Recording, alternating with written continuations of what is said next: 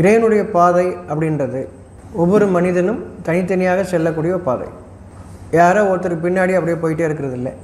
வழிகாட்டுறவங்க ஒவ்வொருத்தருக்கும் அவர்களுடைய வழியை அவர்கள் காண்பிக்கிறார்களே தவிர ஒரு வழியை காண்பித்து அனைவரும் அதன் பாதையில், இந்த அமைப்பை சார்ந்தவர்கள், இந்த சமுதாயத்தை சார்ந்தவர்கள், இந்த குழுவை சார்ந்தவர்கள் எல்லாம் இந்த பாதையில் அப்படி இல்லை.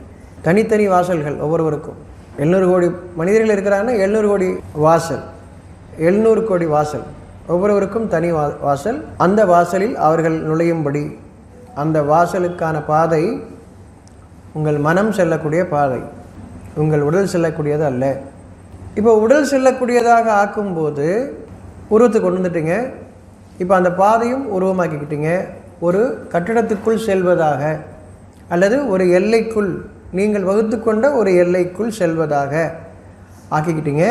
இப்போ அந்த எல்லையை நீங்கள் பராமரிக்கிறீர்கள் அப்படின்னு வந்துடுச்சு. அகிலங்களை யார் நிர்வாகம் செய்கிறாங்க? ஒரு விதை முளைக்குது, ஒரு காற்று வீசுது, ஒவ்வொன்றும் தன்னுடைய காரியத்தை செய்ய. இயற்கையில் உருவான ஒவ்வொன்றையும் அல்லது படைக்கப்பட்ட ஒவ்வொன்றும் தன்னுடைய காரியத்தை செய்கிறது. யார் நிர்வாகம் செய்கிறார்கள்? அது ஒரு சீராக இயங்குது இல்லையா?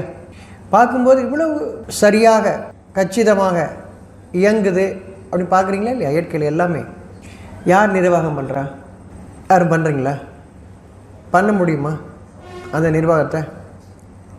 இப்போ நீங்கள் ஒரு அமைப்பை உருவாக்குறீங்க. உதாரணத்துக்கு இந்த கட்டடம் இறைவனுடையதுன்றீங்க. அப்போது அந்த கட்டடத்துக்கு உள்ளே இருக்கிறது இல்லை, அது இறைவனுடையதுன்னு நீங்கள் சொல்லிட்டீங்க. கட்டடத்துக்கு வெளியே இருக்கிறது யாருடையது? இந்த ஊர், இந்த நாடு, நம்ம பிரிச்சுக்கிட்டது, மனுஷங்க பிரிச்சுக்கிட்டது இல்லையா? படைக்கும்போது பிரித்து விட்ருக்கானா?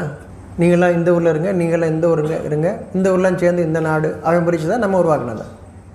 சேர நாடு, சோழ நாடு, பாண்டிய நாடு, பல்லவன் நாடு நம்ம உருவாக்கணுமா அவங்க உருவாக்கணும்னா? நம்ம தானே. இப்போது நீங்கள் ஒரு அமைப்பை உருவாக்கிக்கிட்டீங்க, அது இறைவனுடையதுன்றீங்க. அது ஒன்று செஞ்சீங்களா?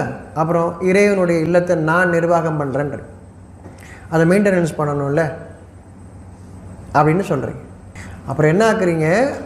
மனிதர்கள் அந்த நிர்வாகம் பண்ணக்கூடியவங்கள உயர்வாக பார்க்குறீங்க. அவங்க நேரடியாக இறைவனுடைய காரியத்தை செய்கிறாங்கன்னு சொல்கிறீங்க. நீங்கள் சொல்கிறீங்க. அப்புறம் அவர்களுக்கு நீங்கள் பணிவுடை செய்வது மிகவும் மேலானன்னு வேறு சொல்கிறீங்க. ஒரு கட்டிடத்தை கட்டிட்டு உள்ளே போய் வேலை செஞ்சால் அது இறைப்பணி, கட்டிடத்துக்கு வெளியே செய்கிறது இறைப்பணி இல்லையா? அது இறைவனுடைய இல்லம் அப்படின்னா அதுக்கு வெளியே இருக்குது யாருடையது இடம்? அந்த இடம் பூரா இறைவனுடையது. சரியா? எல்லோரும் சொல்கிறீங்க. நீ எந்த இறைவனை வழிபட்டாலும் சரி தான், அது என்ன ஒன்றும் ஒரு இறைவனை சொல்லிக்கிட்டாலும் சரி தான்.